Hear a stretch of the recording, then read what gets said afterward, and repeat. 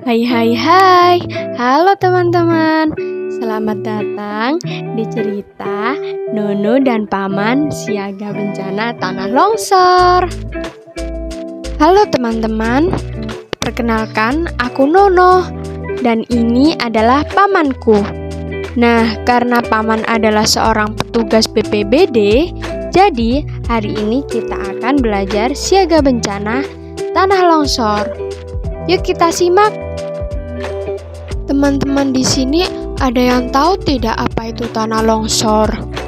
Tanah longsor adalah tanah yang jatuh secara tiba-tiba dari atas ke bawah dalam waktu yang sangat singkat. Karena ada gerakan dari tanah yang disebabkan oleh alam ataupun oleh perbuatan manusia loh teman-teman. Nah, penyebab terjadinya tanah longsor ada banyak teman-teman. Yang pertama, penggundulan hutan oleh pihak tidak bertanggung jawab yang menyebabkan hilangnya akar pohon yang bisa menahan tanah tersebut.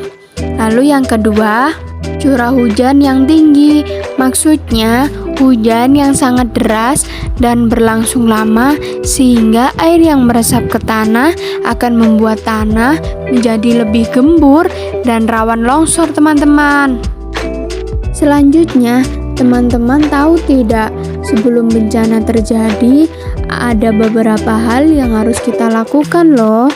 Pertama, kita kenali terlebih dahulu tanda-tanda akan terjadinya tanah longsor, seperti yang pertama ada retakan di tanah dan di dinding rumah, pohon-pohon di sekitar miring, dan air di sumur tiba-tiba menjadi keruh. Jika teman-teman melihat dan merasakan tanda-tanda tersebut, segera laporkan ke orang dewasa ya teman-teman. Yang kedua, bantu orang tua menyiapkan tas siaga yang berisi makanan dan minuman, obat-obatan, selimut, senter, pisau, surat-surat berharga, dan uang secukupnya. Tas ini akan sangat membantu jika bencana terjadi teman-teman. Lalu, selalu waspada terhadap cuaca. Ajak orang tua untuk selalu mengecek keadaan cuaca di daerahmu ya teman-teman. Bisa juga lewat situs atau aplikasi BMKG. Dan bisa juga mendengarkan berita dari radio. Lalu, apa saja yang harus dilakukan saat terjadi tanah longsor?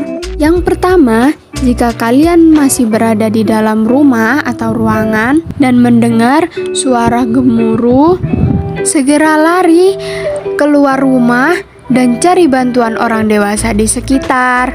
Teman-teman juga bisa menghindari tempat yang rendah dan berpotensi akan terjadi longsor susulan. Dan jangan kembali ke rumah ya teman-teman jika keadaan belum aman. Kemudian, teman-teman cari tempat yang aman dari bahaya longsoran seperti posko bencana.